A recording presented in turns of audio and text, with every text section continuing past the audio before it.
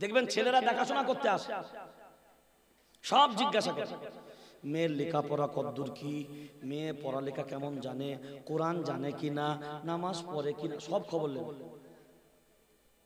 রাগ করেন না, আপনারা পাল্টা একবারও কোনো মেয়ের পক্ষ থেকে জিজ্ঞাসা করেন যে ছেলে কোরআন জানে কিনা, ছেলে নামাজ পড়ে কিনা, ছেলে মাতাল কিনা, ছেলে জুয়ারি কিনা, ছেলে ঘুষখোর কিনা, ছেলে সুদখোর কিনা?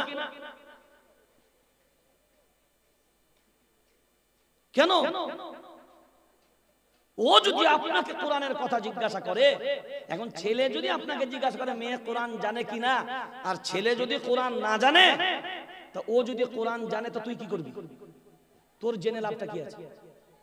এই কথা বলেন, জোরে বলেন। আর বর্তমান সমাজে কোরআন মহিলারা বেশি জানে না পুরুষরা বেশি জানে? সবাই জানে মহিলারা। রোজা মহিলারা বেশি রাখে না পুরুষরা? নামাজ মহিলারা বেশি পড়ে না পুরুষেরা? জোরে বলেন। মহিলারা।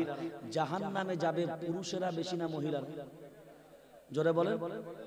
তাহলে আপনাদের বিচারে হলো কি, নামাজ যারা পড়ে জাহান্নাম তারা চলে, রোজা যারা করে জাহান্নাম তারা ধরে, কোরআন যারা পড়ে জাহান্নামে ঢোকে। এরা যদি বেশি নামাজ, বেশি রোজা, বেশি কোরআন পড়ে তারপরেও জাহান্নামে বেশি যাবে, এর কারণটা কি?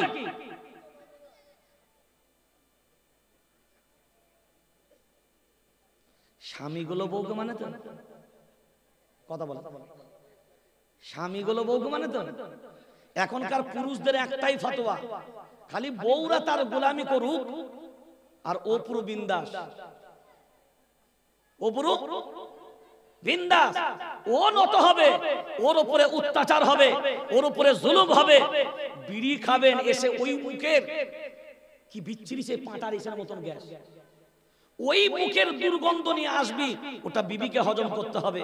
মদ পান করে আসবি, আহা কি দুর্গন্ধ, ওই মুখ নিয়ে বিবির কাছে আসবি, ওটা বিবিকে সহ্য করতে হবে। তুই সব বিবিকে সহ্য করতে হবে। ও মানুষ না অমানুষ? জোরে বলেন। যারা বিড়ি খায় না বিড়ির গ্যাস সহ্য করতে পারে? যারা মদ পান করে না মদের গ্যাস সহ্য করতে পারে? তা আপনার স্ত্রী কি মদ খায়? জোরে বলেন। বিড়ি খায়? জোরে বলেন।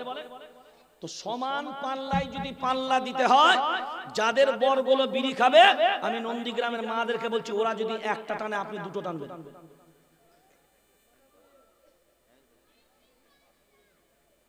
ও ফু মারবে, আপনি ফু মারেন। আর যদি বরগুলো মাতাল হয়, বেহায়া নির্লজ্জ, মদ পান করে রাত্রি বেলায় আসে, আর স্ত্রীর উপর হয়তো সে বেচারা ঈশান নামাজ পড়ে ঘুমিয়েছে বা শুয়েছে, হয়তো তাহাজ্জুদ গুজারও বহু মহিলা আছে, এমনও আছে যারা ফজরের নামাজের জন্য উঠবে, সারা দিন খাটাখাটনি করেছে, ওই রান্নাশালে তোমাদের গালে আহার তোলার জন্য ওই সকাল থেকে নিয়ে উঠে ওই দু লুকমা খাবার তুলে দেওয়ার জন্য মেহনত করে সব কিছু উজাড় করে দিয়ে সারা দিন বিশ্রাম পায়নি, রাত্রে বিশ্রাম করতে যাবে। আর তুমি মাতাল, বেটা পুষেছ, আর তুমি বেটা নিজে মাতাল, মাতলামি করে এসে ওই স্ত্রীর উপরে নির্যাতন চালাও। বেহায়া নির্লজ্জ, লজ্জা লাগে না? আমাদের ছেলেরা তো মদ খেয়ে রাতে বেলায় ঘরে আসে না।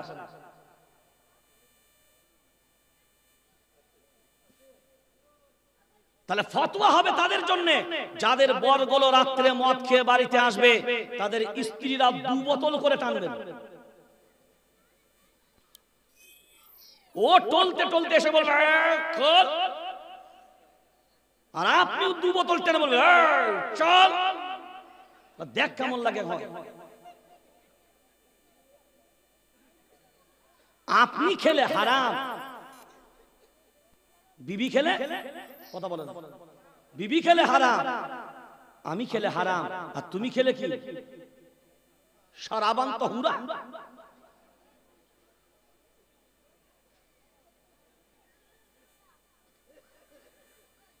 এবার আপনার বিবেচনা হওয়া, আপনার বিবেক হওয়া দরকার। সেই জন্য শুধু স্বামীরা মানে না, স্বামীদের মানে না এ কথা নয়, বরঞ্চ আমার দিল বলে যে বর্তমান যা আধুনিকতার সাথে তাল মিলিয়ে চলে গেছে, বরঞ্চ যেটুকু সম্মান আপনাকে স্ত্রীরা বর্তমানে দিচ্ছে, এটা আপনার পাওনা নয়, তাও পাচ্ছেন। মাথায় হাত তুলুন। আপনার শরীর অসুস্থ হলে আপনার জামা, আপনার লুঙ্গি, আপনার সব ধোবে।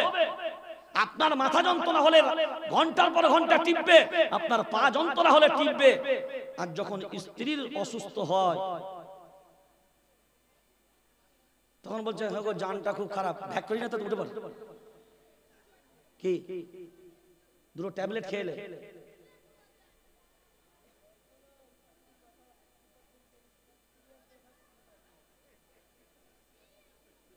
আবার কিছু কিছু মানুষ আছে যদি স্ত্রীর মাথা পা টিপে দেয়, কাপড় যদি ধুয়ে দেয়, বলে দেখ বইয়ের ভেড়ুয়া যাচ্ছে। কথা বলে না, কথা বলে না। যদি বইয়ের ভেড়ুয়া, যদি বইয়ের কাজ করে স্ত্রীর কাজ করে যদি ভেড়ুয়া হয়, তাহলে আমার রাসূলকে কি বলবো? কথা বলে না। মা খাদিজাতুল কুবরা রাদিয়াল্লাহু তাআলা আনহা, মা আয়েশা সিদ্দিকা রাদিয়াল্লাহু তাআলা আনহা, মা খাদিজাতুল কুবরা রাদিয়াল্লাহু তাআলা আনহা, তিনি যেমন নবীকে শ্রদ্ধার সম্মানের জায়গায় দেখতেন। রান্নার কাজে যখন প্রয়োজন হতো মায়ার নবী মদিনাওয়ালা রান্নার কাছেও পর্যন্ত হাত দিতেন। অন্যান্য সংসারের কাজে যখন প্রয়োজন হতো মায়ার নবী মদিনাওয়ালা স্ত্রীদের সাথে হাত দিতেন। এমন কি জ্যোৎস্না রাত্রিতে মা আয়েশা সিদ্দিকা রাদিয়াল্লাহু তাআলা আনহা, যে তো খুব ছোট বয়সে বিয়ে করেছিলেন, নবী মরুভূমির বালুতে মা আয়েশাকে নিয়ে দৌড় খেলা, ছুটা খেলা করতেন। নবী বলতেন, আয়েশা আপনিও ছুটেন আমিও ছুটি, দেখবো কে হারে কে জিতে। কখনো নবীজি ফার্স্ট হতেন, আবার কখনো মা আয়েশাকে আল্লাহর নবী নিজে পিছিয়ে গিয়ে মা আয়েশাকে ফার্স্ট করে দিতেন। আল্লাহু আকবার বলেন। এখন আমাদের যদি রাত্রে বেলায় জ্যোৎস্না রাত্রে গিন্নিকে গিয়ে বলে কই গো ওঠো না, বলে কি ব্যাপার, বলে চলো নবীজি একটু ছুটা খেলা করেছে, আমরা দুইজনা খেলি।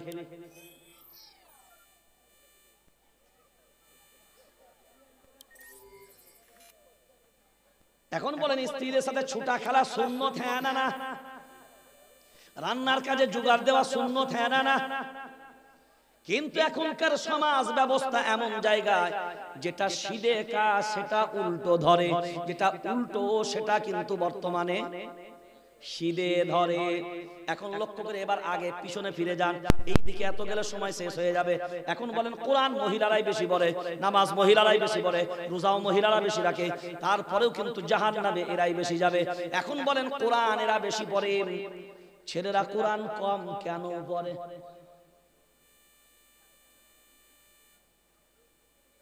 কেন কোনদিন মূল্যায়ন করেছেন কি? আমার নিজস্ব গবেষণা বলছে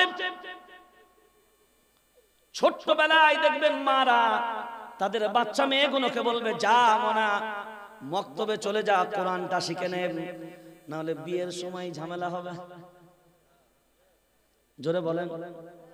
কারণ ছেলের বাপ কোরআনের কথা জিজ্ঞাসা করবে, ছেলেও জিজ্ঞাসা করবে। কিন্তু আমাদের ছেলেদেরকে, বেটা ছেলেদেরকে কেউ বলে না যা বাবা কোরআনটা শিখেলে বিয়ের সময় ঝামেলা হবে। কারণ কোন বেটার বাপকে, কোন ছেলেকে আমাদের মেয়েদের পক্ষ থেকে কোনোদিন জিজ্ঞাসা করা, জোরে বলেন, হয় না। কিন্তু ছিল তো দুইজনের একই রকমের পাওনা, কিন্তু একজনের জন্য হলো আর একজনের জন্য কেন হলো না? ওই যদি ছোট্টবেলায় শুধু নয়, আমরা যদি বিবাহের সময় মেয়েদের পক্ষ থেকে এই প্রশ্ন যদি ছেলেদেরকে করা শুরু হয়ে যায়, তাহলে দেখবেন ছেলেরাও বলবে আর উপায় নাই, কারণ এখন সব হাসিনারাই কোরআনের কথা জিজ্ঞাসা করে রে ভাই, চল মক্তবে যাই, যেখানে পারি কোরআনটা শিখে নি। এদেরকে জিজ্ঞাসা করার নাই, আমরা জিজ্ঞাসা করি না, ওই জন্য বিন্দাস হয়ে যায়। আমরা শুধু দেখি ছেলের টাকা আছে না না, মাতাল হোক, চোর হোক, বাটপার হোক, বিল্ডিংটা কয়তলা, পাথরের শ্বেত পাথরের আছে কিনা সেটা একবার দেখে নেওয়া দরকার। ওরে সুদে হলো কি হারামে হলো এর খোঁজের কোনো প্রয়োজন নাই। ছেলে ভালো কি না ভালো এর দেখার দরকার নাই। বলবে ছেলের কামাই কিন্তু ভালো, ওরে কামাই ভালো, জামাই কামাই ভালো, জামাই ভালো না। আর এটাই আমরা চয়েস করতে ভুলে গেলাম, এই জন্যই প্রথমে মোবাইল দিয়ে দিলাম, আর ওই মোবাইলে কানেকশন জুড়ে দিয়ে এদের জীবনগুলো বিবাহের আগেই সব শেষ, সব শেষ। ঘটনাক্রমে এগুলো সব বিনাশটাকে, ওই ফোন আপনি রাত্রে স্বামীর পাশে ঘুমালেন, হঠাৎ করে কোন জায়গা থেকে রং নাম্বারে একটা ফোন ঢুকলো, ক্ষতিটা শুধু একবার দেখে নেন। কি নাম্বারে? রং নাম্বারে ফোন ঢুকলো। যেমনি রং নাম্বারে ফোন একবার ঢুকলো, কার নাম্বার গো? Wrong number. দেখা গেল কিছুক্ষণ পরে আবার একবার ঢুকলো, কার নাম্বার গো? Wrong number. দেখা গেল আবার একবার ঢুকলো, কার নাম্বার গো? জোরে বলেন। এখন বলেন বারবার রং নাম্বার কি করে ঢুকছে বলো? আর এটা যে নাম্বারটা একই হলো। এখন বলো সংসারটা গুল্লাই যাবে না কোথায় যাবে বলো? এই করে করেই তো আমাদের সমাজে বহু সম্পর্ক শেষ, এই মোবাইল থেকে। ওই জন্য আপনাদেরকে বিনয়ের সাথে বলবো, মোবাইল ব্যবহার করেন, অপব্যবহার, যদি বলেন অপব্যবহার করব না। এর দ্বারাতেই সব অপরাধের জন্ম আমরা দিয়েছি, এর দ্বারাতেই অপরাধের পুরো একটা নেটওয়ার্ক আমাদের সমাজে চলছে, যার কারণে আমাদের ঈমান ধ্বংস। কথা বলে না? ওই যে ওয়ালাহুম আ'য়ুনুল্লা ইউবসিরুনা বিহা, এবার মনে পড়ছে? এই আয়াতেরই তাফসীর করতে করতে এতদূর পর্যন্ত গড়ালাম। আল্লাহ চক্ষু দান করেছে, এর পরিপূর্ণ হক আদায় করা দরকার। এই চোখ দ্বারা আমরা এই চোখের নিয়ামত শুকর আদায় করব, এর হক পরিপূর্ণ আদায় করব। ওই জন্য আল্লাহ বলেন লাহুম কুলুবুল লা ইয়াফকাহুনা বিহা, মরা অন্তর যাদের হবে, এই রকম চক্ষু যাদের হবে, ওয়ালাহুম আযানুল লা ইয়াসমাউনা বিহা, আল্লাহ বলেন শুনে রেখে দাও, কোরআন শুনবে না, নবীর কথা শুনবে না, দ্বীনের কথা শুনবে না, আর শুনলেও এই দিলের ভিতরে কোনো আসর হবে না। এক কান দিয়ে ভরে, এক কান দিয়ে বের করে দেয়, এক কান দিয়ে ভরে, এক কান দিয়ে ছাড়ে। এই রকম যারা হবে, আল্লাহ তাদের জন্যই বললেন লাহুম কুলুবুল লা ইয়াফকাহুনা বিহা ওয়া লাহুম আ'য়ুনুল লা ইউবসিরুনা বিহা ওয়া লাহুম আযানুল লা ইয়াসমাউনা বিহা উলাইকা কাল আনআমি বাল হুম আদাল। আল্লাহ বলেন এরা হলো চতুষ্পদ জানোয়ার, মানে চার ঠ্যাঙা জানোয়ার। কয় ঠ্যাঙা? চার পায়ে জানোয়ার। আচ্ছা, এই নন্দীগ্রামের কুত্তাগুলোর কয়টা ঠ্যাং? জোরে বলেন। তাহলে তারা হলো চার পায়ে জানোয়ার। আচ্ছা, নন্দীগ্রামের ছাগলগুলোর কয়টা ঠ্যাং? চারটা। তারা হলো চার পায়ে জানোয়ার। নন্দীগ্রামের গরুগুলোর কয়টা ঠ্যাং? জোরে বলেন। তারা হলো চার পায়ে জানোয়ার। এবার আল্লাহ বলেন চার পায়ে জানোয়ার তা নয়, উলাইকা হুমুল গাফিলুন, আল্লাহ বলেন তাদের থেকেও খারাপ। শুকরের কয়টা ঠ্যাং? জোরে বলেন। চারটা ঠ্যাং। কুত্তার চারটা ঠ্যাং, গাধার চারটা ঠ্যাং, ছাগলের চারটা ঠ্যাং, গরুর চারটা ঠ্যাং। হে মুসলমান, বিবেক দিয়ে ভাবনা চিন্তা করে এবার দেখেন, আল্লাহ বলে চার পায়ে জানোয়ারের থেকেও নিকৃষ্ট কারা? তারা। এক, দুই, তিন। এক, দুই, তিন। নবী বললেন ওই জায়গাটায়, আলা ওয়া ইন্না ফিল জাসাদি মুদগা ইযা সালুহাত সালুহাল জাসাদু কুল্লু ওয়া ইযা ফাসাদাত ফাসাদাল জাসাদু কুল্লু আলা ওয়া হিয়াল কলব। এইটা যদি ভালো, পুরো বডিটাই ভালো, আর এটাই যদি ভালো নয়, পুরো বডিটাও, জোরে বলেন, ভালো নয়। আল্লাহ কুরআনুল কারীম 13 নম্বর পারা 1ম নম্বর সাফাতি আল্লাহ বলেছেন, ওয়ামা উবাররিউ নাফসি ইন্নান নাফসা লাআম্মারাতুন বিসসুই ইল্লা মা রাহিমা রাব্বি ইন্না রাব্বি লাগফুরুর রহিম। আল্লাহ বলেন যাদের অন্তর নফসে আম্মারা, এক প্রকার নফস হবে নফসে আম্মারা, দ্বিতীয় প্রকার নফস হবে নফসে লাওয়ামা। লা উকসিমু বিয়াউমিল কিয়ামা ওয়া লা উকসিমু বিন নাফসিল লাওয়ামা।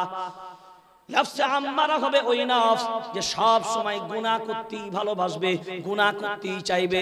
কিন্তু আল্লাহ যাদেরকে রহমত করবেন, যাদের প্রতি করুণা করবেন, তারা গুনাহ থেকে নিজেদেরকে বাঁচাতে পারবে।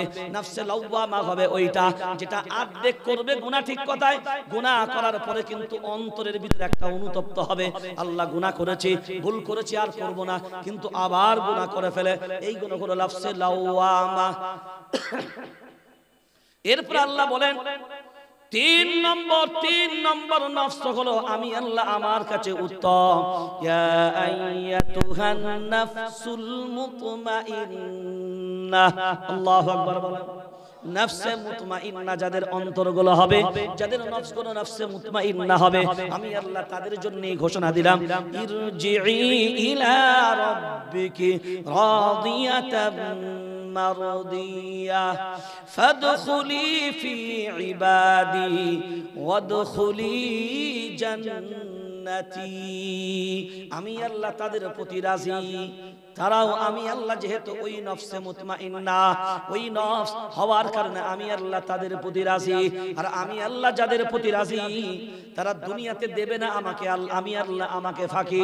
ওই জন্য দুনিয়াতেও তারা ফাদখুলি ফি ইবাদি ছিল আমার ইবাদতের ভিতরে, ওয়াদখুলি জান্নাতি, আর আজকে তারাই আমি আল্লাহ আমার জান্নাতে যাবে। কারা? তারা যাদের নফসে মুতমাইন্না হবে। এখন আপনাদের প্রশ্নের জবাব দিতে দিতে এতদূর পর্যন্ত গড়িয়ে আসলাম।